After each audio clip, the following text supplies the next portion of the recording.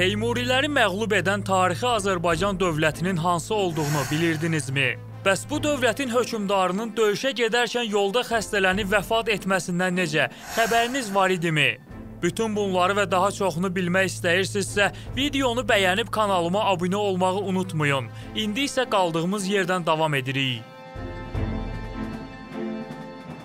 14-cü əsrin ortalarında Hülaki imperiyasının dağılmasından sonra Azərbaycan torpaqlarının cənubunda Monqol mənşəlli Çobanilər və Cəlairilər dövlətləri yarandı. Bu dövrlərdə Azərbaycanın şimalında Şirvanşahlar dövləti hökmranlıq edirdi. Bundan başqa Azərbaycanın müxtəlif yerlərində ayrı-ayrı xırda hakimliklər yaranmışdı ki, bunlardan biri də Qaraqoyunlu bəyliyi idi. Bəyliyin əsasını qoyan Bayram Xoca Oğuz türklərinin Yiva boyunun Baharlı elindən idi. Ona görə də bəzi mənbələrdə Qaraqoyunlular Baharlılar formasında da qeyd olunublar. Tayfa başçısı olan Qara Mənsurun oğlu olan Bayram Xoca Qaraqoyunlu sülaləsinin əsasını qoymaqla Azərbaycan tarixində yeni bir səhifə açdı. Monqol yürüşləri zamanı Mərkəzi Asiyadan Şərqi Anadoluya köç edən Qaraqoyunlular 14-15-ci əsrlərdə yaxın və orta şərqin tarixində mühüm rol oynayıblar. İlk yarandığı vaxtlarda Qaraqoyunlu bəyliyinin ərazisi Şərqi Anadolunu, əsasən də Van gölünün ətrafını və şimali İraqı əhatə edirdi. Qaraqoyunlu bəyliyinin qış paytaxtı Mosul, yay paytaxtı isə Ərciş şəhəri idi. 1351-1380-ci illər aralığında Qaraqoyunlu bəyliyinin hakimi olan Bayram Xoca Azərbaycanın cənubunda mövcud olan Cəlairilər dövlətindən asılı vəziyyətdə idi. O, aslılığın müqabilində Cəlairi Sultanı Üveysə vergi ödəyirdi. 1380-ci ildə Cəlairilərə qarşı üsyan qaldıran Bayram Xoca Sultan Cəlaləddin Hüseynin adamları tərəfindən öldürüldü. Qaraqoyunlu bəyliyində hakimiyyətə Bayram Xocanın qardaşı oğlu Qara Məhəmməd gəldi. O, Cəlairilər sultanlığındakı taxt davasından istifadə edərək 1382-ci ildə mərkəzi Van şəhəri olan Qaraqoyunlu tayfa ittifaqının əsasını qoydu. Bu ittifaqa Oğuzların Baharlı elindən olan digər türk tayfaları da qoşulmuşdu. Bu tayfalar sırasında Səidli, Qaramanlı, Alpaud, Duharlı, Çəkirli, Hacılı, Ayınlı, Ağacəri, Dögər və Bayramlı tayfaları var idi. Bu da Qaraqoyunluların hərbi gücünü xeyli artırmışdı. 14-cü əsrin sonlarında Cəlairilər dövlətindəki hakimiyyət davası daha da kritik hal almışdı. Belə ki, Cəlairi sultanı olan Hüseyin öz doğma qardaşı Şəhzadə Əhməd tərəfindən sıxışdırılırdı. Şəhzadə Əhməd həm də Qaraqoyunlu tayfa ittifaqının başçısı Qara Məhəmmədin kürəkəni idi. Ona görə də Qara Məhəmməd bu mübarizədə öz kürəkəni Əhmədi dəstəkləyirdi. 1382-ci ildə üz-üzə gələn Qaraqoyunlu və Cəlairi ordularının mübarizəsi günlərlə davam etdi. Bacarıqlı bir sərkərdə olan Qara Məhəmmədin hərbi manevrləri ilə Qaraqoyunlular bu döyüşdən qalibiyyətlə ayrıldılar. Döyüşün nəticəsi olaraq Cəlairi Sultanı Hüseyin öldürüldü. Cəlairi taxtına isə onun qardaşı Əhməd oturdu. Cəlairilərin zəifləməsindən istifadə edən Qaraqoyunlular Xoy, Maku və Salmaz kimi şəhərləri öz ərazilərinə qatdılar. Bu dövrdə Qaraqoyunlu tayfa ittifaqı güclənsə də, lakin iki cəhbədə mübarizə aparırdı. Onların şərqdəki rəqibi Teymurilər, qərbdəki rəqibi isə digər Oğuz tayfası olan Ağqoyunlular idi. Qaraqoyunlular Ərzincan bəyliyi ilə birləşib Ağqoyunluları ağır məğlubiyyətə uğratmışdılar. Bu da bir müddət Ağqoyunluların hücumlarının qarşısının alınmasına səbəb olmuşdu. 1387-ci ildə Əmir Teymur Naxçıvan istiqamətindən Qaraqoyunlular üzərinə hücuma keçdi. Öncədən bu hücuma hazır olan Qara Məhəmməd dağlardakı bütün sərt keçidləri tutaraq Teymurun ordusunu məğlub etdi. Qara Məhəmmədi və onun torpaqlarını ələ keçirə bilməyən Teymur geri çəkildi. 1389-cu ilin aprelində Qara Məhəmməd və oğlu Bayram Mirzə digər bir türkmən əmiri Qara Pir Həsən tərəfindən sui-qəsdə məruz qalaraq öldürüldü. Qara Məhəmmədin ölümündən sonra hakimiyyətə onun oğlu Qara Yusif gəldi. Bu dövrlərdə Azərbaycan torpaqları davamlı olaraq Teymurilərin hücumlarına məruz qalırdı. Lakin 1405-ci ildə Əmir Teymurun ölümündən sonra Qaraqoyunlular onlara qarşı açıq mübarizəyə başladılar. Qara Yusif ilə Teymuri ordusunun sərkərdəsi Əbu Bəkir ilk dəfə 1406-cı ilin 14 oktyabrında Şəmbi Qazan adlı yerdə toqquşdular. Qaraqoyunlular bu döyüşdə Teymuri ordusuna qalib gəldi. Xorasan hakimi olan qardaşı Şahruxdan yardım alan Əbu Bəkir Azərbaycanı ələ keçirmək üçün növbəti dəfə cəhd etdi. Vəziyyəti belə görən Qara Yusif öz ordusu ilə Təbriz şəhərinin yaxınlığındakı Sədrud adlı yerə gəldi. 1408-ci ilin 21 aprelində başlanan döyüşdə Qaraqoyunlular Teymurilərin ordusunu darmadağın etdi. Bu döyüşdə Əmir Teymurun oğlu Miranşah öldürüldü. Əbu Bəkir isə döyüş meydanından qaçmağı bacardı. Qara Yusifin Əbu Bəkir üzərindəki bu qələbəsinin mühüm bir tarixi əhəmiyyəti var idi. Belə ki, bu döyüşdən sonra Teymurilərin Azərbaycan torpaqlarındakı ağalığına son qoyuldu. Sədrud döyüşündəki qələbədən sonra Qaraqoyunlular Azərbaycan torpaqlarının böyük bir hissəsini ələ keçirmişdi. Lakin Təbriz şəhəri və digər ərazilər hələ də Cəlairi Sultanı Əhmədin əlində idi. Amma Cəlairilər dövləti əvvəlki əzəmətini itirmişdi. 1410-cu ildə Qara Yusif Təbriz yaxınlığında keçmiş müttəfiqi olan Cəlairi Sultanı Əhmədin ordusunu darmadağın edərək Təbrizi tutdu və bununla da Qaraqoyunlu dövlətinin əsasını qoydu. Vaxtilə kiçik bir tayfa ittifaqı olan bəylik artıq böyüyərək qüdrətli bir dövlətə çevrilmişdi. Cəlairi Sultanı Əhmədi məğlub edən Qara Yusif ona hakimiyyətin yeni sülaləyə keçməsini qanuniləşdirən sənədlərə imza attırdı. 1411-ci ildə Qara Yusif Təbrizdə Qaraqoyunlu əmirlərinin məclisində Pirbudağı Sultan elan etdi. Lakin dövlət işlərini bütövlükdə öz əlində saxladı. İlk vaxtlarda yeni yaranmış Qaraqoyunlu dövlətinin tərkibinə Cənubi Azərbaycan, Qarabağ, Şərqi Anadolunun bir hissəsi və Əcəm İraqı daxil idi. 1412-ci ildə şimala doğru yönələn Qara Yusifin növbəti hədəfi Şirvan torpaqları idi. O, Yar Əhməd bəyin komandanlığındakı ordusu ilə Kür çayını keçib şimala doğru hərəkət etdi. Vəziyyətin ciddiliyini anlayan Şirvanşah 1-ci İbrahim Dərbəndi dərhal Şəki hakimi Əhməddən və Gürcü knyazı Konstantindən hərbi yardım istədi. 1412-ci ilin dekabrında müttəfiqlərin birləşmiş qoşunu ilə Qaraqoyunlu ordusu Kür çayının sahilində üz-üzə gəldi. Süvarilərinin üstünlüyündən istifadə edən Qaraqoyunlular Şirvanşahları və onların müttəfiqlərini məğlub etdi. Lakin bu qələbədən sonra Qara Yusif Şirvanın müstəqilliyinə toxunmadı. O, Şirvanşahlardan vergi alaraq onları özündən asılı vəziyyətə saldı. 1419-cu ildə Qara Yusif strateji əhəmiyyətə malik Qəzvin və Sultaniyə şəhərlərini fəth etdi. Qaraqoyunluların şərqə doğru irəliləməsi Teymuri Sultanı Şahruxu narahat edirdi. Qısa zaman ərzində Qaraqoyunlulara qarşı 200 minlik ordu toplayan Sultan Şahrux 1419-cu ildə Azərbaycana doğru hərəkətə keçdi. Şahruxun Təbrizə göndərdiyi elçisinin Qara Yusif tərəfindən həbs edilməsi, Qara Yusifin döyüş məqsədi ilə paytaxtdan çıxması xəbəri Şahruxun ordusunda böyük təlaş yaratmışdı. Çünki Şahrux qüdrətli sərkərdə kimi böyük şöhrət qazanmış Qara Yusifdən ehtiyat edirdi. Qara Yusif Şahruxla mübarizə aparmaq üçün güclü bir ordu yaratmışdı. Teymurilər dövlətinin tarixini araşdıran tədqiqatçılar bu ordunu günəşin zərrələri və buludun damlaları qədər saysız hesabsız olduğunu göstərirdilər. Lakin əslində Qara Yusifin qoşununun sayı 50 mindən çox deyildi. Öz qoşunu ilə Təbrizdən ayrılaraq döyüş meydanında Teymuri Sultanı Şahruxu qarşılamağa gedən Qara Yusif yolda ağır şəkildə xəstələndi və qəflətən vəfat etdi. Qara Yusif öldükdən sonra Qaraqoyunlu ordusu pərən-pərən düşdü. Bundan istifadə edən Teymuri Sultanı Şahrux 421-ci ilin əvvəlində müqavimətə rast gəlmədən Təbrizə daxil oldu. Qaraqoyunlu bəylərinin ittifaqı ilə Qara Yusifin yerinə hakimiyyətə gətirilən Qara İskəndər bir tərəfdən Şahruxa öz itayətini bildirmiş, digər tərəfdən isə Mardin şəhərinə hücum edən Qarayuluq Osman bəy üzərinə səfər etmək üçün hazırlıqlara başlamışdı.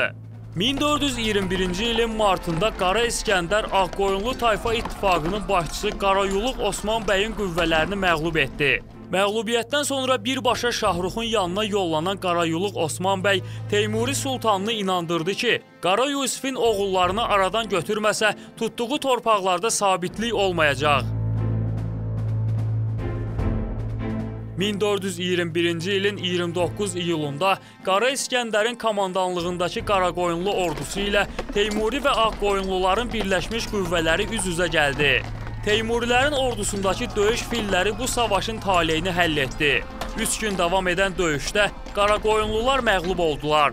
Lakin Şahrux bu qələbədən sonra Qaraqoyunlu dövlətinin varlığına son qoymadı. Yerli feodallar tərəfindən öz üstünlüyünün etiraf olunmasından razı qalan Şahrux 1421-ci ilin payızında ordusu ilə birlikdə Azərbaycanı tərk edib Xorasana yola düşdü. Yenidən Təbrizə qayıdan Qara İskəndər özünü Qaraqoyunlu sultanı elan etdi.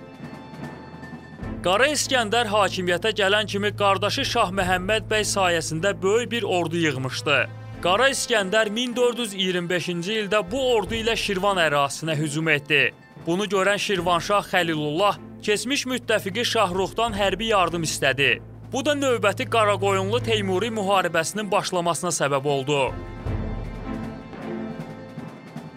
1427-ci ildə yenidən Şirvana hücum edən Qara Yusifin ordusu Şamaxı şəhərini talan etdi.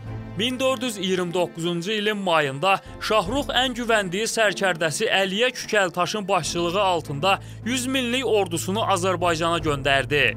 Bu ordu Şirvanşah Xəlilullahın qüvvələri ilə birləşərək Salmas şəhərinin yaxınlığında Qaraqoyunluları ağır məğlubiyyətə uğratdı.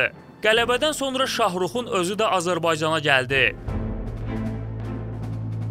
Teymuri Sultanı Şahrux İskəndəri Qaraqoyunlu taxtından uzaqlaşdırıb hakimiyyətə onun qardaşı Əbu Səidi gətirdi. Qaraqoyunlu şəhzadəsi olan Əbu Səid Şahruxun vassalı olmağı qəbul etmişdi. 1430-cu ildə Teymuri Sultanı Şahrux Azərbaycanı tərk edən kimi Qara İskəndər öz doğma qardaşı Əbu Səidi öldürüb Təbrizə daxil oldu. Bununla da İskəndər ikinci dəfə Qaraqoyunlu taxtına sahib çıxdı. Hakimiyyətini möhkəmləndirən İskəndər 1432-ci ildə yenidən Şirvan torpaqlarına hücum etdi. Çaparlar vasitəsilə Şahruxun Heratdakı sarayına məktub göndərən Şirvanşah Xəlilullah Qara İskəndərə qarşı döyüşmək üçün Teymurilərdən hərbi yardım istəmişdi. Bu dövrlərdə İskəndər Şirvan ərazisində böyük talanlar törədirdi. Bunu görən Şahrux öz ordusu ilə vaxt itirmədən Azərbaycana doğru hərəkət etdi. Teymurilərin və Şirvanşahların birləşmiş qüvvələri Qaraqoyunluları yenidən məğlubiyyətə uğratdı. Ən sadiq adamları ilə geri çəkilən Qara İskəndər Əlincə qalasına sığındı. Bu dövrlərdə Qara İskəndərin qardaşı olan Cahanşah ona qarşı çıxırdı. Bunu nəzərə alan Sultan Şahrux Cahanşahı Azərbaycanın hakimi təyin edib Xorasana geri qayıtdı. 1436-cı ildə Qara İskəndər öz oğlu Şahqubat tərəfindən öldürüldü. Bir vaxtlar qardaşı Əbu Səidi öldürən Qara İskəndər bu dəfə özü sui-qəsdə məruz qalmışdı, özü də oğlu tərəfindən. Qara İskəndərin ölümündən sonra artıq Cahanşahın önündə heç bir əngəl qalmamışdı. 1436-cı ildə Təbrizə gələn Cahanşah özünü Qaraqoyunlu sultanı elan etdi. Lakin onun hakimiyyətinin ilk illəri o qədər də asan olmadı. Çünki davamlı müharibələr Qaraqoyunlu dövlətinin iqtisadiyyatını zəiflətmişdi. Bundan başqa ayrı-ayrı vilayətlərin hakimləri Cahanşaha tabe olmaq istəmirdi. Lakin ağıllı və uzaqgörən bir hökmdar olan Cahanşah apardığı islahatlarla iri feodalların müqavimətini qırdı. Dövlətin iqtisadiyyatını yenidən inkişaf etdirdi. Onun hakimiyyəti illərində Qaraqoyunlular dövləti əvvəlki əzəmətini geri qaytardı. Cahanşah həm də məharətli bir şair idi. O həqiqi təxəllüsü ilə türk, ərəb və fars dillərində gözəl qəzəllər, məsnəvi və rübailər yazırdı. Cahanşah həqiqinin yazdığı divan o dövrün ən gözəl ədəbi nümunələrindən biri hesab olunurdu. Görkəmli şair Əbdürrəhman Cami Qaraqoyunlu hökmdarı Cahanşah Həqiqinin yazdığı divanı Xəzinə adlandırmışdı. Azərbaycan torpaqlarında hakimiyyətini möhkəmləndirən Cahanşah Həqiqi 1452-ci ildə İsfahan vilayətini fəth etdi və oğlu Pirbudağı İsfahanın hakimi təyin etdi. Daha sonra Şiraz və Kirmanı fəth edən Cahanşah bu ərazilərin də idarəsini Pirbudağa tapşırdı. Daha sonra Qaraqoyunluların əsas rəqiblərindən biri olan Teymurilərin üzərinə yürüş təşkil edən Cahanşah, Şahruxun sarayının yerləşdiyi Herat şəhərini tutdu. Cahanşahın hakimiyyəti illərində Qaraqoyunlular şərqin ən qüdrətli dövlətlərindən birinə çevrilmişdi. 1454-cü ildə Cahanşah şərqin ən böyük şəhərlərindən biri olan Bağdadı fəth etdi. Cahanşah Bağdad səfərində olarkən oğlu Həsənəli paytaxt Təbrizdə üsyan qaldıraraq özünü Qaraqoyunlu sultanı elan etdi. Dərhal Azərbaycana dönən Cahanşah üsyanı amansızlıqla yatırdı. Ona qarşı qiyam qaldıran bütün əmirləri edam etdirdi. Həsənəli isə anasının himayəsi altında ölüm cəzasından xilas ola bildi. Lakin atası Cahanşah onu ölkədən sürgün etdi. Sürgün olunmuş Həsənəli birbaşa atasının düşməni olan Ağqoyunlu bəyi Uzun Həsənin düşərgəsinə yollandı. Daha sonra Şirazdakı qardaşı Pirbudağın yanına gələn Həsənəli 1462-ci ildə atasına qarşı yeni bir üsyana başladı. Oğlanlarının Şirazda üsyan qaldırması xəbərini alan Cahanşah böyük bir ordu ilə ora yollandı. Cahanşah bu üsyanı da yatırdı. Qiyam qaldıran Həsənəli isə həbs olundu. Bu dövrlərdə digər bir türk sülaləsi olan Ağqoyunlular Uzun Həsənin rəhbərliyi altında güclənməkdə idi. Uzun Həsənin Ərzurum şəhərini tutmasından narahat olan Cahanşah Həqiqi 1466-cı ildə böyük bir ordu toplayaraq Ağqoyunluların paytaxtı Diyarbəkir istiqamətində yürüşə başladı. Lakin Cahanşah sərkərdələrinin təkidi ilə Ağqoyunlularla açıq döyüşə girmədi və ordusunun böyük bir hissəsini Muş istiqamətində qışlamağa göndərdi. Bundan istifadə edən Uzun Həsən 1467-ci ilin yazında Muş düzənliyində qəflətən Cahanşahın başsız qalmış ordusuna hücuma başladı. Bununla da Qaraqoyunlu ordusunun böyük bir hissəsi məhv edildi. Sağ qalanlar isə əsir alındı. Sancaq adlı yerdə öz keşikçi dəstəsi ilə ziyafət təşkil edən Cahanşah ordusunun darmadağın edilməsindən xəbərsiz idi. Cahanşahın yerini tapan Ağqoyunlular gecə vaxtı onun çadırına hücum etdilər. Ağqoyunlu sərkərdələrindən biri olan İskəndər bəy 1467-ci ilin 4 oktyabrında Cahanşahı öldürdü. Sağ qalmış Qaraqoyunlu döyüşçüləri Cahanşahın cəsədini Təbrizə gətirdilər və onu özünün tikdirdiyi Göy məsciddə dəfn etdilər. Cahanşahın ölümündən sonra bir neçə Qaraqoyunlu bəyi onun zindanda olan oğlu Həsənəlini həbsdən çıxarıb hakimiyyətə gətirdilər. Bu dövrdə tənəzzülə uğrayan Qaraqoyunlu dövləti ərazilərinin böyük bir hissəsini itirmişdi. Dövlətin nüfuzunu bərpa etmək istəyən Həsənəli böyük bir ordu toplayıb Ağqoyunluların üzərinə hücuma keçdi. 1468-ci ildə Xoy şəhərinin yaxınlığında üz-üzə gələn orduların savaşından Ağqoyunlular qalib ayrıldı. Həsənəli isə döyüş meydanından uzaqlaşaraq Qarabağdakı Qaramanlı tayfasına sığındı. Lakin çox keçmədi ki, Uzun Həsənin oğlu Uğurlu Məhəmməd onu ələ keçirdi. Bir neçə gün sonra Ağqoyunlu şəhzadəsi Uğurlu Məhəmməd Həsənəlini edam etdirdi. Bununla da Qaraqoyunlu dövləti süquta uğradı. Onun yerində isə mərkəzi Təbriz şəhəri olan yeni bir türk dövləti, Ağqoyunlu sultanlığı yarandı. Cəmi 58 il mövcud olmuş Qaraqoyunlu dövləti süquta uğrasa da Azərbaycan tarixində dərin izlər buraxdı. Belə ki, Qaraqoyunlular dövründə inşa olunmuş ibadət evləri, türbələr və digər tikililər bugün orta əsr Azərbaycan memarlığının inciləri sırasında göstərilir. Həmçinin Qaraqoyunlular dövründə mədəniyyət və incəsənətin əksər sahələri, xəttatlıq, memarlıq, duluzçuluq, xalçaçılıq, rəssamlıq, ədəbiyyat və digər sahələr yüksək səviyyədə inkişaf etmişdi. Ümid edirəm Qaraqoyunlu dövlətinin tarixi haqqında hazırladığım bu video araşdırma xoşunuza gəldi.